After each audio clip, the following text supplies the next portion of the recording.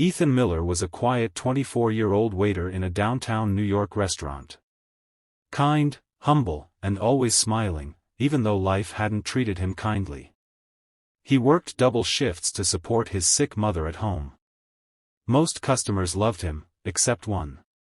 One afternoon, a wealthy woman named Victoria Hale, known for her arrogance, walked in wearing expensive jewelry and an attitude even heavier than her designer purse. She snapped her fingers at Ethan the moment he approached. "Why are you so slow? Do you even know how to do your job?" she said loudly, making nearby tables turn. Ethan felt his ears burn, but he gently replied, "I'm sorry, ma'am. I'll make sure everything is perfect for you." But she wasn't done. When he brought her order, she smirked and said, "People like you, this is probably the only life you'll ever have." The restaurant went silent. Everyone expected Ethan to break, maybe even argue back. But he didn't. Instead, he smiled softly and said something that froze the entire room.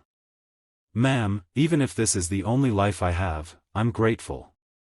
Because it allows me to take care of the person I love most.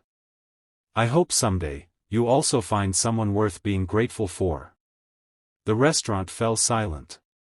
Victoria's confident expression cracked, because for the first time, someone had answered her cruelty with kindness instead of anger.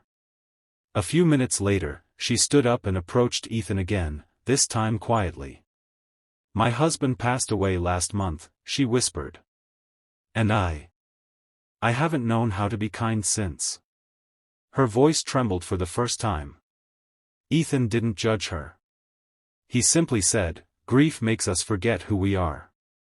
But kindness brings us back." She wiped her tears and placed a $1,000 tip on the table. "Thank you, for reminding me." The entire restaurant applauded Ethan, not because he won an argument, but because he chose compassion over pride. And that day, a rich woman who walked in with anger, walked out with a softened heart.